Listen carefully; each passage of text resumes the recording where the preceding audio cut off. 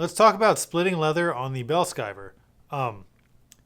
It's a little tricky, but it can definitely be done. You can split leather down from fairly thick stuff, like 2 or 3 millimeters thick, all the way down to like half a millimeter in thickness if you want, or even thinner if you're a maniac. It gets pretty tricky once you get smaller than like half a millimeter. But it's definitely possible, and it's actually not too bad if you have like a complete understanding of your Bell Skiver and how everything interacts with each other, as well as being able to get your blade just like crazy sharp. Bell skivers, have a bunch of knobs all over the place that make all kinds of adjustments, and it's more or less infinitely adjustable in that regard. But you need to know exactly how to position your foot in relation to your knife, your feed wheel in relation to your knife, the relation between the edge of your knife and your presser foot, depending on the thickness of the leather, the angle of your presser foot, how to modify your presser foot to not mark your leather, what increments to go down each pass on your panel of leather to split the leather without forming ridges, and then if you do have ridges form, how to take care of those ridges. As you can see, it's a lot of stuff you need to know and master before you can start splitting efficiently and with good results on your Bell Skiver, and that is why I've added all of that stuff to my leather classes. I've mentioned in previous videos that I have my Leathercraft 101 course, which is all the fundamentals you need to know to be a more or less self-sufficient leather crafter. But for my current subscribers, I'm adding all of my 201 videos as I finish them. So that includes all my Bell Skiver videos. Learning how to use a Bell Skiver has a very steep learning curve, and you're going to ruin a lot of leather. But with all my Bell Skiver videos, you can really shrink that learning curve and become pretty proficient very quickly. Using a Bell Skiver is not difficult if you know how everything interacts with each other.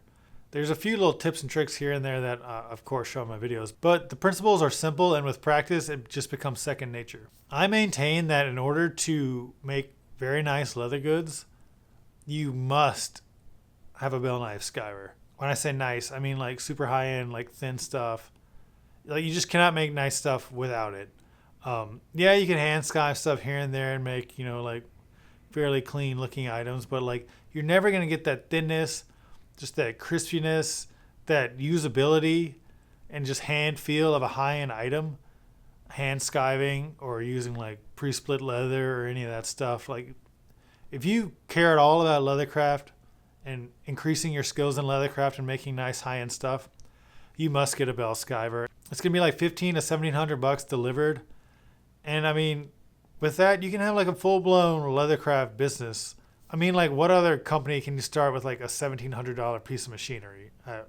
The barrier to entry is quite low still, even with that.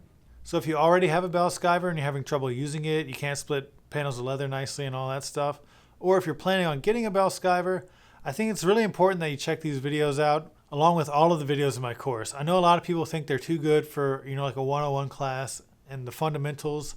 And I probably shot myself in the foot calling it a 101 class because I teach all kinds of stuff. I've gotten a lot of good feedback from my current students. Some of them have been doing leathercraft for quite a while and still picked up tips and tricks and learned a lot of stuff from my, so-called introductory class. I'm very excited to get into my high-end items and showing videos how I make that and patterning and all that stuff. That's like the sexy stuff. But the non-sexy stuff behind the scenes that actually makes you a good leather crafter is the fundamentals. So I think it would be beneficial for all leather crafters to go through my 101 course and really hone in those fundamental skills. Learn about, all your tool maintenance, sharpening, techniques, etc. I have a whole video on that. I'll link that in the description. And I'll also link, like why you should listen to me and my credentials and experience and all that stuff. So if you'd like to check out that video, that's going to be in the description as well. In this series of videos, I'll talk about what Bell Skivers to get, how to order a Bell Skiver. Once you get it, what modifications you need to do to it to make it really usable for our purposes.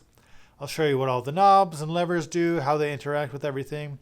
I'll show you the relationship between all the pieces and parts that you need to understand in order to use it correctly and efficiently. And then I get into how to split panels of leather. Skiving like tapered skives is fairly simple once you get everything in order. But splitting panels of leather is not simple. It's not intuitive. You really need to check out these videos if that's something you want to learn. I was taught how to split leather on a Bell Skiver by Gosan in Japan.